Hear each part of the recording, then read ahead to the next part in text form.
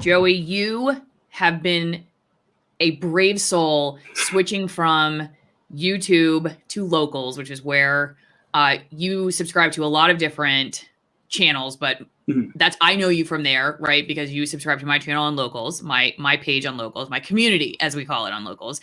And the reason I wanted to have you in this video is because we do a lot of complaining about big tech, about censorship, but yet so many people stay on YouTube because it's just easier or for whatever reason. And I figured, you know what, as somebody who made the switch, maybe you could help sort of nudge people along and tell us first off why, because I know it can be an inconvenience for people, but let's start with, why do you think, I guess, that we complain but don't change our behavior? And then why did you change your behavior?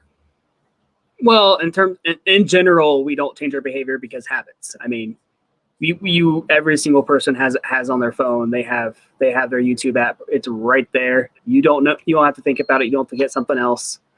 So it's a habit, and it's difficult to train yourself out of that. But for me personally, like I got sick of feeding the beast.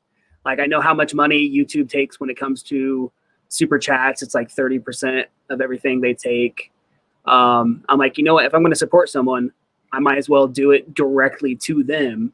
So, and what better than a place that provides a community where everyone can join together and chat with each other and meet new people. So this is something you posted on my Locals community, which is one of the things that I really like about Locals, is that it's not just a one-way street, that people can communicate not just with me, but with each other. So this is something you posted as a story idea, that some local judges are offering sentence reductions to offenders who get vaccinated. So tell me, what kind of value, I guess, do you find in that format as well? Like on YouTube, obviously there's the comments on the videos. Do you see a difference, I guess? And do you feel like that's been worth it to push yourself, off of using YouTube comment section as like your sole opportunity to communicate with the creators and I guess with other people? Yeah.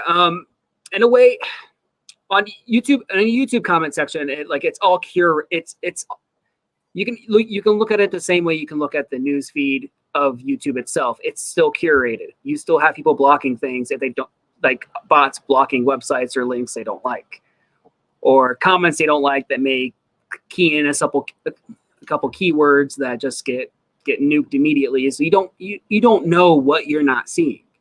Whereas on Locals, you know what you're seeing. You know what's there.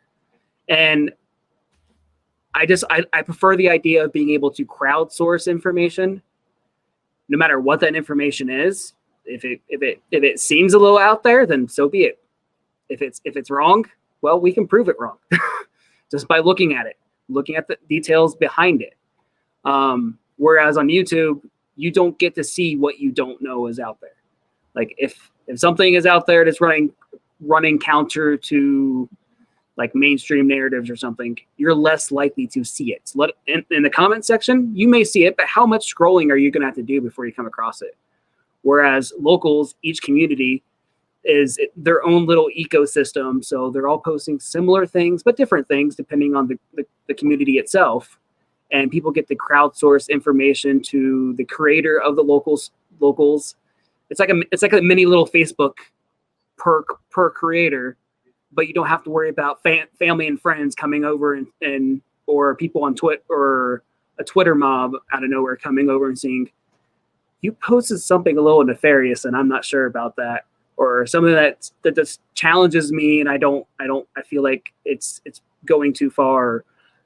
Just something. Meaning, like, it doesn't seem like there are a ton of people taking things personally. Yes. When it comes to censorship and supporting creators that are producing stuff that may end up getting them booted altogether, did that play into your decision? Not just sort of the monetary side of things, YouTube taking 30% of super chats, but the idea that they might just disappear altogether?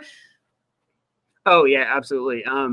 Like I even just heard recently that Richard Barris had some things removed from his from his YouTube channel just because it's running counter to what's what's accepted by YouTube, so therefore they take it down. And I'm like, I want to know what information is out there. And if I know that this one specific platform is going to take information down, why would I rely on that specific platform for my information? Like, I'd rather know what's out there than be blind. I'd rather at least know. Yeah. I honestly feel like you're the first one I've invited to talk about why switch, but I'm kind of in my mind thinking I might make this a regular thing, just because I feel like maybe hearing from somebody like yourself, it's not just me saying, go over to my local page, or whatever. I'm on ROKFIN, I'm on these other sites, but like we were talking about locals, the great thing about it is that it is kind of like Facebook and Twitter and YouTube all kind of combined. And so there's a conversation happening there that is a really unique and cool one. But I kind of feel like having somebody on a regular basis, just hearing from different people about why they made the switch. I don't know, maybe that would encourage people. Cause I think at the end of the day, I tend to be someone who's like, you got to vote with your feet. And, I like that. If we're just, I mean, I'm not going to give up on YouTube until they boot me off, simply because it's like you said, it's a storefront. Yeah. You have, like, if something is in the mainstream and other things are not as well known, you have to put that name out there somewhere for people to know where else they can even go in the first place. Mm-hmm. Like, otherwise you're just talking in the shadows with your friends. Like, right.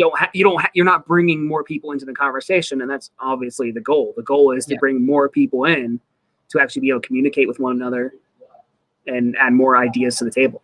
Mm-hmm. Totally. Right. And I think that hearing from somebody like you about what you get, you haven't totally given up on, I mean, you're still watching on YouTube, but just being able to straddle other worlds.